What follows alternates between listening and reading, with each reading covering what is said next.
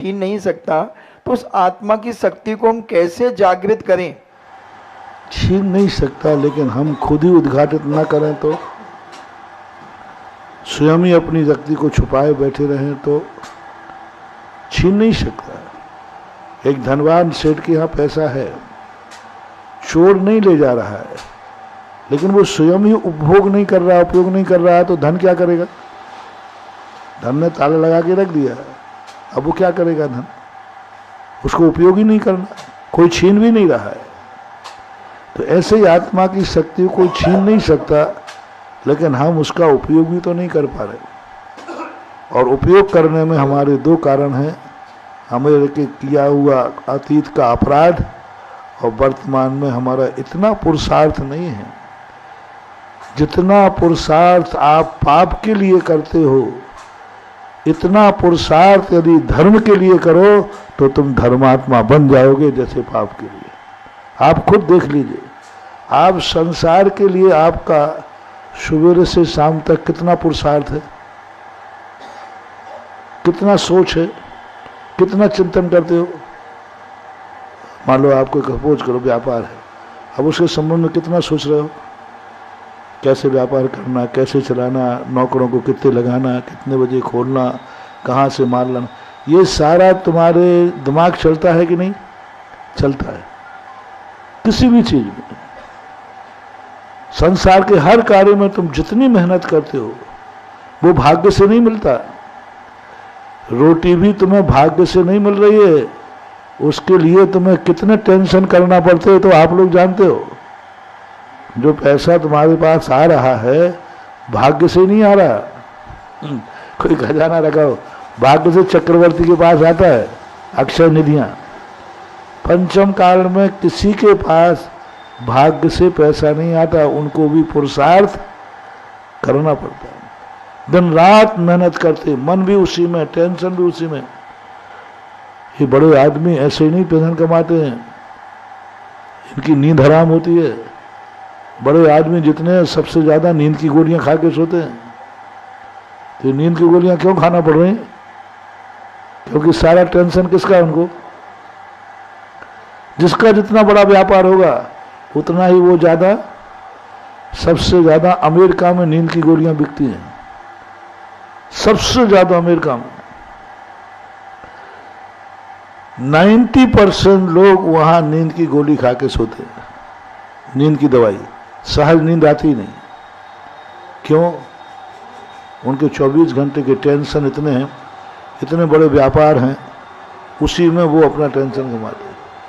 जितना टेंशन एक संसारी प्राणी पुरुषार्थ एक पाप के लिए करता है, उसका 10वां हिस्सा भी धर्म के लिए करे तो वो धर्मात्मा बन जाएगा। आप पढ़ाई को देख लीजिए, जितनी पढ़ाई के लिए आपका बच्चा 16 साल पढ़ता है, कितना पढ़ता है स्कूल में? 8 घंटे।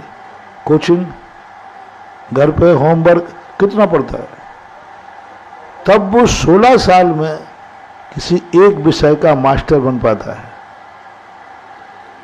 उतनी पढ़ाई यदि धर्म की वो 16 साल करे तो वो जगत का बहुत बड़ा पंडित बन जाएगा, लेकिन नहीं करता। तो ये सारी की सारी कमियां हमारी रुचि की, हमारे प्रमाद भाव की रहती हैं, इसलिए ऐसा होता है।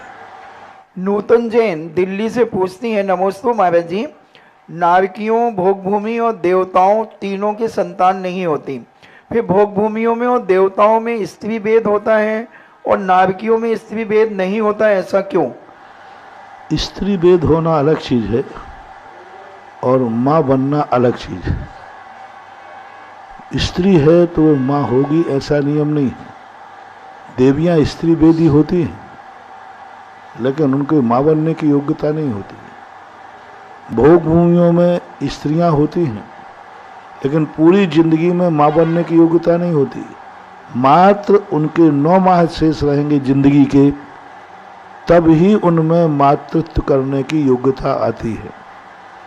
असंख्यातों वर्षों तक वो जीवित रहेंगे दोनों, कोई उनके संतान नहीं होगी।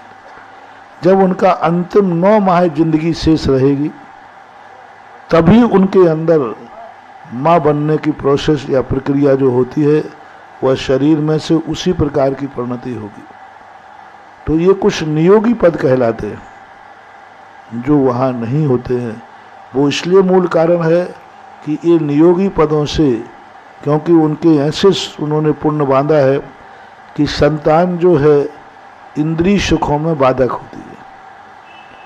क्योंकि संतान के बाद फिर व्यक्ति अपने लिए निंदा नहीं रहता, अपने लिए नहीं सोचता, कुछ भी नहीं। वो सब किसके लिए सोचते हैं? आप लोग गृहस्थ लोग हैं, किसके लिए सोचते? फिर बच्चों के लिए सोचते हैं। स्त्री के संतान होने पर स्त्री बच्चे का जाना सोचती है कि पति को?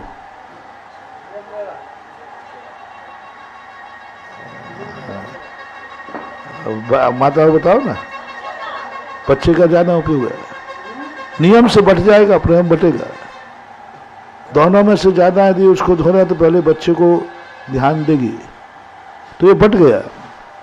तो देवताओं में, भोग भूमि में इन दोनों का राग भाव इतना तीव्र होता है कि इन दोनों का राग भाव संतान के कारण बट ना जाए, इसलिए वहाँ संतानें नहीं होती। एक ही कारण होता है और कोई कारण नहीं है, क्योंकि उनका प्रेम, उनका राग बढ़ जाएगा, इसलिए उनका राग होने से देवताओं को ऐसी परिणति है।